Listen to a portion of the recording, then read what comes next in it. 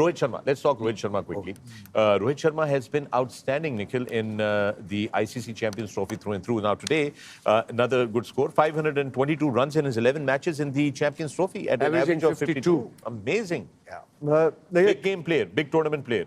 Without a doubt, कमाल का player है, इसमें कोई दो राय की बात नहीं है. But you take out those first 5-6 deliveries against Mustafizur. वो that unfortunate love affair वो left-handers की शुरुआत की 5-6 बॉलें ना तंग करती है, लेकिन उसके बाद इतना मजा हुआ खिलाड़ी है, किस तरीके से काउंटर अटैक करना, स्टेप आउट किया, रिदम तोड़ा मुस्तफिजुर का, एंड मुस्तफिजुर फिर वो बैकफुट आया. He was forced to change that game plan जो earlier that could have worked for Mustafizur, but that's the beauty about Rohit. When he gets going, he gets unstoppable. Yeah, I mean, इस ऐसा player है ये आई think one of the few player है जिसके 2 या 3 200 भी हैं वनडे में. जी. 3 और 2. I think 2 है. 200 250 भी है उसमें, 240 भी है. अकेले बंदे का 200 करना यहाँ पूरी टीम से नहीं हो रहा होता, ये अकेला कर जाता है. यानी किस टीम को बोला आपने? अब मैं किसी टीम को जनरल बात कर रहा हूँ. मैं क्या ला दो मेरा नाम. और उसका जो कॉम्बिनेशन है गिल के साथ, क्योंकि what he does is his batting complements Gill, क्योंकि वो थोड़ा सा शुरू में गिल को टाइम मिल जाता है. जैसे अगर आप हो गिल की जगह और आगे वो अगर रोहित अगर बैटिंग कर रहा है, क्योंकि उसकी स्ट्राइक रेट, जिस स्ट्राइक रेट से वो बल्लेबाजी करता है, 5 ओवर में 35 से 40 रन बन जाते हैं. तो अगर आप उसके सामने बल्लेबाजी करते हो तो आप 10-15 बॉल खेल सकते हो. और फिर उसके बाद गिल को वो बहुत अच्छी तरह से सूट करता है, क्योंकि 10-15 बॉल खेलने के बाद सेट हो जाता है और फिर अपनी शॉट्स खेलता है.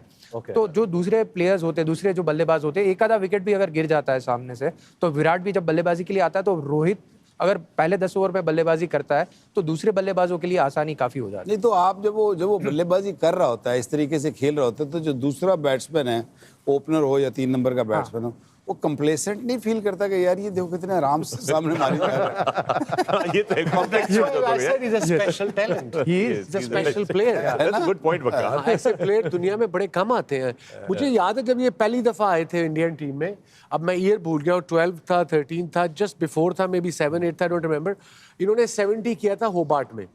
आई थिंक ओपनर आए थे कि 3 पे आए थे. तभी हम सबको कमेंट्री बॉक्स में, मैं कमेंट्री कर रहा था वहाँ स्टार के लिए, सो वी ऑल देयर, मी, शैज, सनी भाई, आई थिंक हर्षा भी था, एलन भी था, जेफरी बॉयकॉट भी था. सबका यूनानिमस डिसीजन था कि ये आगे जाके कोई बहुत बड़ा प्लेयर बनने वाला है. It was a lazy elegance. You know, एक तो होता है ना, शॉट मार रहा है, पता लग रहा है जोर लगा रहा है, ये बस खड़े खड़े ऐसे करता है, इधर ऐसे करता है, इधर ऐसे करता है, उधर. You know, it's just special. पर ये यंग एज में ना इनका श्रेय जो जाता है ना इनको पिक करने का, वो दिलीप वेंसाकर साहब का. अच्छा. जब ये 19 साल का था, जब शुरुआत में फर्स्ट क्लास क्रिकेट खेल रहा था, तो दिलीप भाई सबको उस टाइम पे बोलते थे, एक प्लेयर आ रहा, उसको देखना.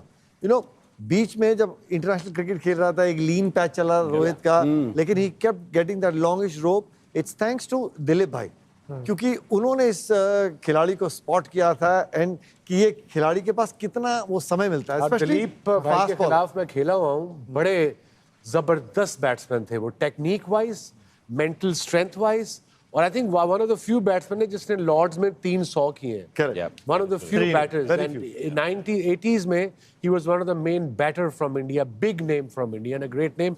Of course उनकी आय तो है, तो ऐसा प्लेयर उन्होंने शुरू में पिक कर लिया. अंडर 19 में जो बता रहे हैं, अंडर 19 में हम लोग सब, मैं रोहित एक ही बैच के थे. तो मुझे पता है कि दिलीप भाई तभी सिलेक्टर थे हमारे, और उन्होंने रोहित को पिक किया था तभी. Yeah, well, that's wonderful. Good insight. Thank you for sharing that with us.